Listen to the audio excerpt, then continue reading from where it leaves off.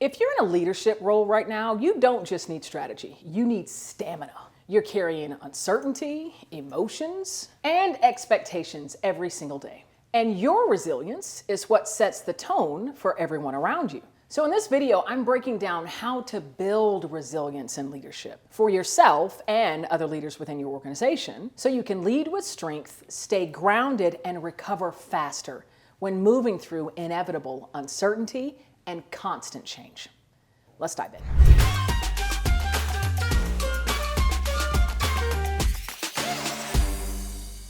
First, let's talk about what resilience in leadership actually means, because I actually think there are a lot of folks out there that have been getting it wrong. Resilience in leadership is not about always being on, about always having the right answers, about always pushing, and always staying positive and upbeat. That is not true resiliency. Leadership resilience is your capacity to remain emotionally aware, not only of the emotions in the room amongst your team, but emotionally self-aware, while still capable of making mission-aligned decisions while under pressure. Resilient leaders stay present during disruption. They recover from missteps and they're able to regulate their energy. Now, let me be clear. A resilient leader is not one that suppresses their emotion. It is not one that is doing performative positivity. It is a leader who is aware of the difficult emotions that they themselves are experiencing and don't shy away from vulnerability in a confident manner, stating, I too am feeling a bit of frustration, I'm feeling a bit of overwhelm, but here's what I'm choosing in this moment. And aligning back to the purpose, aligning back to the mission of the work and of the business, and delighting, serving customers and clients. It's not about ignoring those difficult emotions or pretending that they don't have them so that you can show up positive and enthusiastic to your team all the time.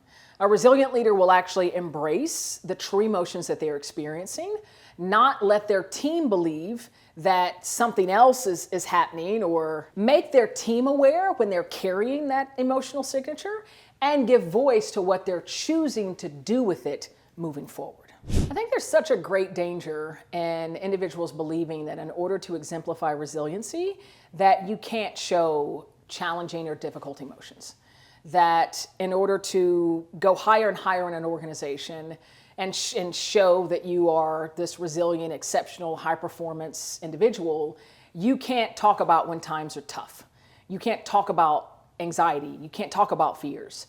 There's a great danger in that, because what it is, it's advocating for emotional suppression.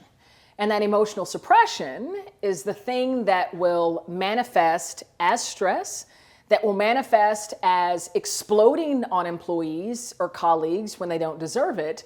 And ultimately, it's going to drive your highest performers out the door, or their performance will slowly begin to lack. It's so critical that you understand resilience, even as a leader, means being that emotional self-aware and expressing when the difficult emotions are present. It's just the lens through which it's expressed, right? Recognizing this is the emotion that I'm experiencing. I'm allowing myself to trust this emotion is here with me for a reason. This is the opportunity that I see this emotion pointing me towards. And this is what I'm going to choose in having my agency and moving forward. There's a benefit for the leader who chooses to do this, to have that emotional self-awareness and share it. You create a conduit for the emotions of those on your team to flow. And it's almost like you grant permission to those around you to express their emotions as well. And it is an authentic bonding that happens, a connection that happens. And then you move forward more resilient, as does your team. So now let's dive into 5 ways to build resilience as a leader. Number 1, I want you to separate your identity from the outcome. When every decision that you make, every outcome that the team delivers is wrapped up in your identity, then your resilience is going to get crushed by too much pressure. Okay, so I want you to separate who you are, the value that you bring, from the outcome that you and your team are delivering. This is a result of me bringing my innate value, bringing who I am to the surface, inspiring my team. This is a result of that. It's not one and the same. I think a really powerful reflection for leaders is to ask themselves, what did I learn this week? Every week, what did I learn? It puts you in a place of vulnerability. It puts you in a place of constant learning, seeking to constantly grow. So what did I learn as opposed to what did we achieve? What results did I deliver? What did I learn this week? Number 2, build a decision recovery ritual. Every decision that you have to make, especially in tough times, like layoffs, like pivoting a direction for a team, like changing roles within your team, it takes energy. It takes a toll on you. And you're not invincible to that because you're still human, right? I don't think I'm talking to AI right now. I'm talking to you as a leader. You're still human, so allow time for a reset. Whether that be having a conversation with a close colleague, with a peer, with a mentor, talk about the emotions that you experienced when making the decision, maybe what you feel having made the decision and seeing the impact, and perhaps what you learned from it. All right, so make sure you're taking time, take a beat to do that recovery ritual after every really, really big decision that you have to make. Because resilient leaders don't lead from ego, they lead from learning. Number 3, establish an executive emotional practice. Now, you might have thought you would never hear those words strung together in the same sentence, but this thing is powerful, and I'll tell you why. This is about choosing one emotional regulation practice that becomes part of your leadership hygiene. Right? So this is like doing breath work after a meeting, doing 1 or 2 word emotional check-ins with your peers, with your mentors, with your colleagues, and also doing a weekly reflection on the leadership energy that you are bringing into the room. And again, this is naming that emotional energy. Now, I know I'm calling for a lot of emotional fluency and being able to name emotions.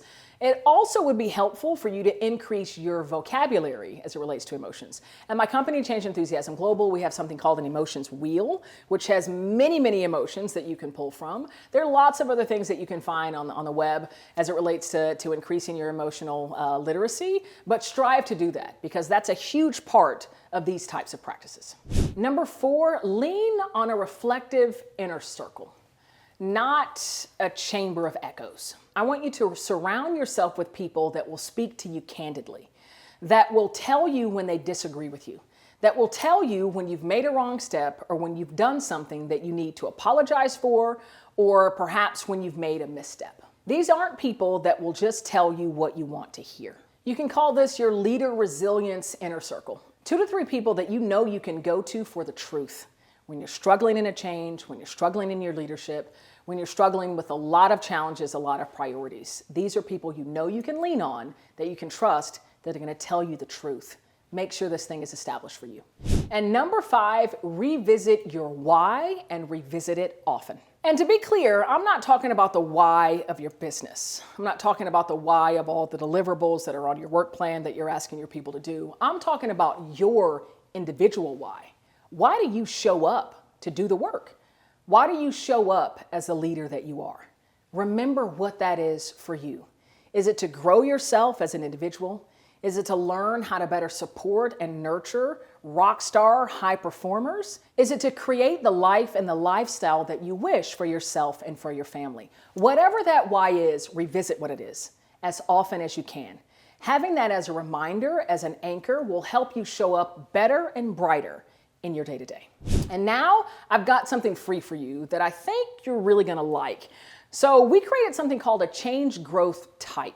And I'm inviting you to take an assessment to understand what yours is. This is how you show up as a change leader in your organization. And by taking the assessment, you're going to learn some tips and some tricks, and there's some giveaways at the end of the completion of the assessment that's going to help you in building your resiliency and moving forward and leading your teams. It's completely for free. Just click the link below. And until the next video, until we meet again, I want you to keep learning. I want you to keep growing. I want you to keep nurturing that resiliency. And above all else, keep rocking.